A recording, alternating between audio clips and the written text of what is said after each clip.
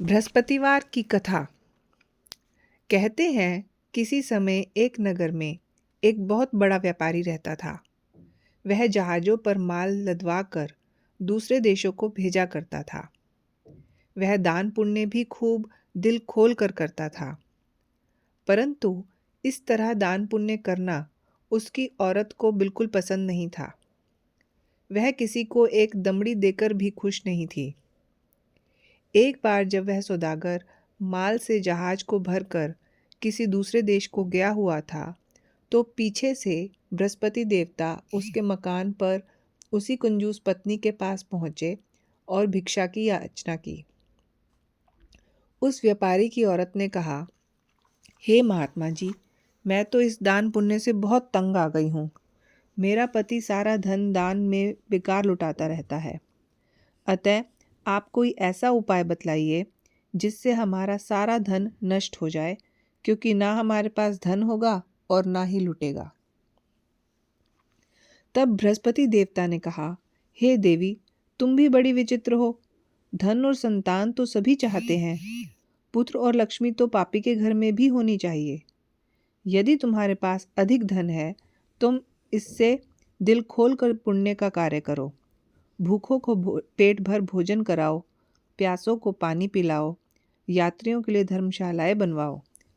कितने ही निर्धन की कन्याएं बिन ब्याही बैठी हैं, उनका विवाह संपन्न कराओ। और भी कई पुण्य कार्य ऐसे हैं जिनका करने से तुम्हारा लोक परलोक सार्थक हो जाएगा और अंत काल में तुम्हें मुक्ति मिलेगी। लेकिन सौदागर की पत्नी बड़ी ढीठ थी। उसने कहा, महात्मा जी, मैं इस संबंध में आपकी बात नहीं सुनना चाहती। मुझे ऐसे धन की बिल्कुल आवश्यकता नहीं है जो कि मैं दूसरों को बांटती फिरूं। बृहस्पति देवता बोले, यदि तुम्हारी ऐसी ही इच्छा है तो फिर ऐसा ही होगा।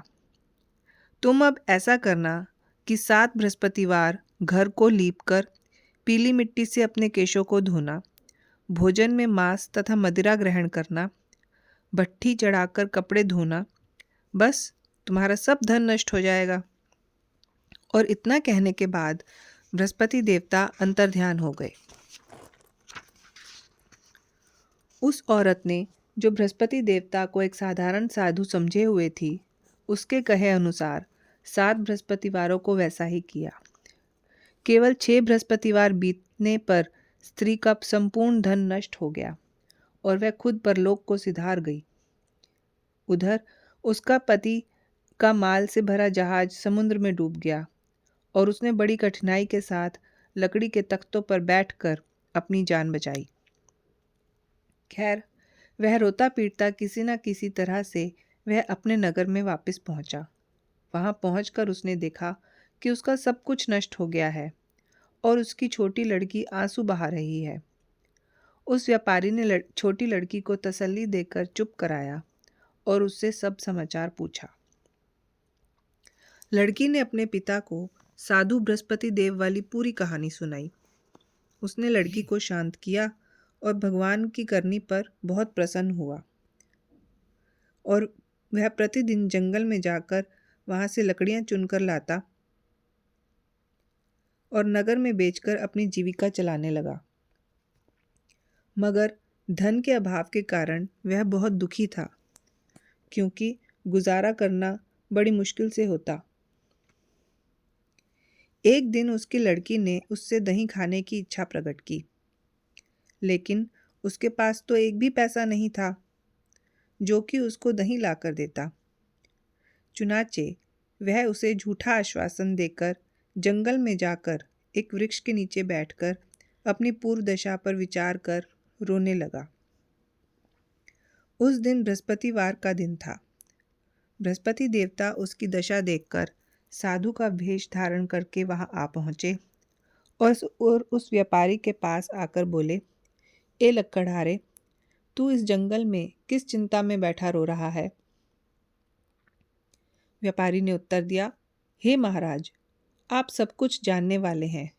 इतना कहकर उसने आर्द्रकंठ और भीगी आंखों से बृहस्पति देवता को अपनी सारी आप बीती कथा सुना दी। तब बृहस्पति देवता ने कहा, भाई, तेरी औरत ने बृहस्पति देवता के दिन भगवान का अपमान किया, जिसके कारण से तेरा यह हाल हुआ है। लेकिन अब तू किसी प्रकार की चिंता मत कर, भगवान तुमको पहले से भी अधिक धनवान कर देंगे। इसलिए तुम मेरे कहे अनुसार बृहस्पतिवार के दिन बृहस्पति का पाठ करो।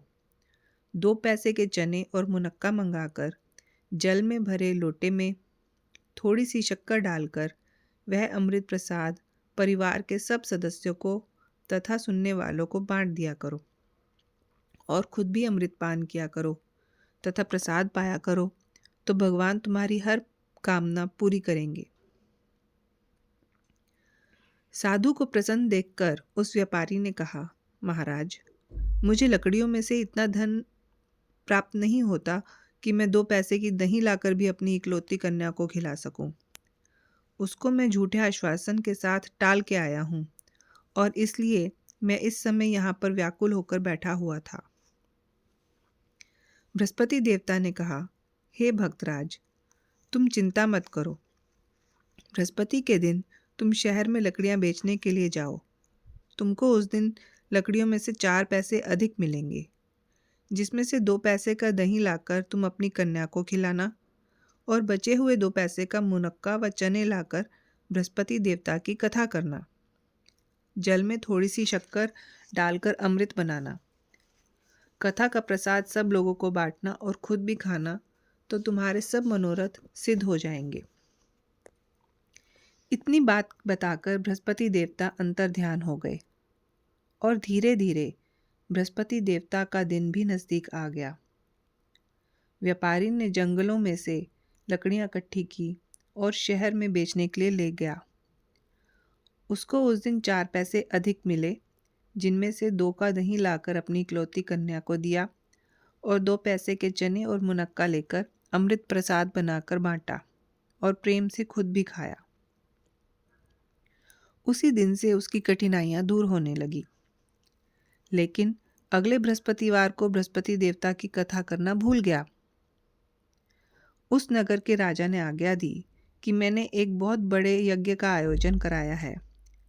कोई भी व्यक्ति अपने घर में अग्नि न जलाए और समस्त जनता मेरे यहाँ भोजन आकर ग्रहण करे। जो इस आदेश का उल्लंघन करेगा उसे सूली पर चढ़ा दिया जाएगा। राजा की आज्ञा अनुसार अगले दिन सब लोग राजा के महल में भोजन करने के लिए गए, लेकिन व्यापारी और उसकी लड़की दोनों ही तनिक विलंब से पहुंचे। अतएव राजा ने उन दोनों को अपने महल के अंदर ले जाकर प्रेम पूर्वक भोजन करवाया। जब दोनों पिता पुत्री भोजन करके लौट रहे थे, तब महारानी की नज़र उस खूंटी पर पड़ी जिस पर उसका नौलखा हार टंगा हुआ था। उस खूंटी पर तब वह हार नहीं था। अब उसे विश्वास हो गया कि उसका वह नौलखा हार उस लक्कड़हारा व उसकी लड़की ही लेकर गए हैं। तत्काल सिपाहियों को बुलाकर दोनों बाप बेटी को कैद में डलवा दिया गया। कैद खाने में पड़े पड़े दोनों बाप बेटी अत्यंत दुखी हो गए। वहां उन्होंने बृहस्पति देवता का स्मरण किया। चुनाचे देवता वहीं प्रकट हो गए और उनसे कहने लगे, हे भक्तराज, तुम पिछले बृहस्पति देवता की कथा करना भूल गए थे, इसलिए तुम्हारा यह हाल हो गया है। अब भी तुम किसी प्रकार की चिंता मत करो। बृहस्पतिवार के दिन कैद खाने के दरवाजे पर 2 पैसे पड़े हुए दिखाई देंगे। तुम वह पैसे उठाकर चने और मुनक्का मंगा लेना, फिर विधि अनुसार बृहस्पति देवता की पूजा करना। बस फिर तुम्हारे सभी कष्ट दूर हो जाएंगे। जब बृहस्पति का दिन आया तो उस व्यापारी को जेल खाने के मुख्य द्वार के पास 2 पैसे पड़े हुए मिले। बाहर सड़क पर एक औरत जा रही थी। उससे व्यापारी ने कहा कि वह बाजार से 2 पैसे के चने और मुनक्का ला दे, ताकि वह बृहस्पति देवता की कथा कर सके। तब उस स्त्री ने कहा, मैं अपनी बहू के वस्त्र सिलवाने जा रही हूँ, अतः तुम्हारे बृहस्पति भगवान को क्या जानूं। इतना कहकर वह औरत वहां से चली गई। थोड़ी देर बाद वहां से एक दूसरी औरत निकली। व्यापारी ने उसको बुलाकर उससे विनती की, हे बहन, तू मुझे बाजार से 2 पैसे के चने व मुनक्का ला दे। मुझे बृहस्पति देवता की कथा करनी है और प्रसाद बांटना है। वह बृहस्पति देवता का नाम सुनकर गदगद होकर बोली, बलिहारी जाऊं वीर भगवान के नाम पर, मैं तुम्हें अभी मुनक्का व चने लाकर देती हूँ। मेरा इकलौता बेटा मर गया है, मैं उसके लिए कफन लेने जा रही थी, मगर पहले तुम्हारा काम करूँगी और उसके बाद अपने बेटे का कफन लाऊंगी। फिर उसने व्यापारी से 2 पैसे लिए और बाजार से चने और मुनक्का लेकर आई, और कथा समाप्त होने पर वह कफन लेकर अपने घर की ओर रवाना हुई। देखती क्या है कि लोग उसके बेटे की लाश को कंधों पर रख राम नाम सत है कहते हुए शमशान की ओर ले जा रहे हैं। तब उस औरत ने उन लोगों से कहा, भाई मुझे अपने लाडले का मुख तो देख लेने दो। तब लोगों ने अर्थी को जमीन पर रखा। स्त्री ने अपने पुत्र के मुख में प्रसाद और अमृत डाला। प्रसाद और अमृत के मुख में पड़ने के साथ ही लड़का उठकर खड़ा हुआ और अपनी माँ के गले लग गया। दूसरी स्त्री जिसने वीर भगवान का निरादर किया था, वह अपने पुत्र के विवाह के लिए वस्त्र लेकर लौटी, और वह जब घोड़ी पर सवार होकर गाजे बाजे से बारात के साथ बाजार में निकला तो घोड़ी ने छलांग मारी और वह जमीन पर गिर गया और मर गया। तब वह स्त्री रो रो कर बृहस्पति देवता से कहने लगी, हे महाराज, मेरा अपराध क्षमा करो। उसकी प्रार्थना सुनकर भगवान श्री वीर साधु का रूप धारण करके वहां आए और उस स्त्री से कहने लगे, देवी, अधिक शोर मचाने की आवश्यकता नहीं। तुमने वीर भगवान का निरादर किया था, जिसका फल तुम्हें यह मिला है। अब तुम भी जेल खाने में जाकर उस भक्त से क्षमा याचना करो और उससे वीर भगवान की कथा सुनो। ऐसा करने से सब ठीक हो जाएगा। इतना कहकर बृहस्पति देवता अंतर्ध्यान हो गए। वह स्त्री फिर जेल खाने गई और मुख्य द्वार के पास जाकर उस सौदागर से मिली और हाथ जोड़कर कहने लगी, भक्तराज, मैंने तुम्हारा कहा नहीं माना और तुम्हें मुनक्का व चने लाकर नहीं दिए, जिससे वीर भगवान मुझसे रुष्ट हो गए, जिसके कारण मेरा इकलौता बेटा घोड़े से गिरकर मर गया। उन्होंने कहा, माता, तू चिंता मत कर, वीर भगवान तेरा कल्याण करेंगे। अब तुम अगले वीरवार को आकर बृहस्पति देवता की कथा सुनना। तब तक अपने पुत्र की लाश को फूलों, इत्र तथा घी आदि सुगंधित वस्तुओं में डालकर रख दो। स्त्री ने वैसा ही किया। बृहस्पति देवता का दिन आ गया और वह 2 पैसे के चने और मुनक्का लेकर शुद्ध जल का लोटा भर के जेल के द्वार पर आई और प्रेम तथा श्रद्धा के साथ वीर भगवान की कथा सुनी। जब कथा समाप्त हुई तो अमृत प्रसाद लेकर मित्र पुत्र के मुख में डाला। एकाएक उसकी सांस आने लगी और वह उठकर खड़ा हो गया। तब वह पुत्र को लेकर प्रसन्नतापूर्वक अपने घर आई और वीर भगवान के गुणगान गाने लगी। उसी दिन रात्रि में वीर भगवान ने राजा को स्वप्न में दर्शन दिए और कहा, हे राजन, तूने जिस सौदागर को उसकी पुत्री सहित जेल में बंद कर रखा है, वह दोनों ही निर्दोष हैं। सुबह होते ही उन्हें रिहा कर देना। जब सुबह हुई तो नौलखा हार उसी खूंटी पर लटका मिला।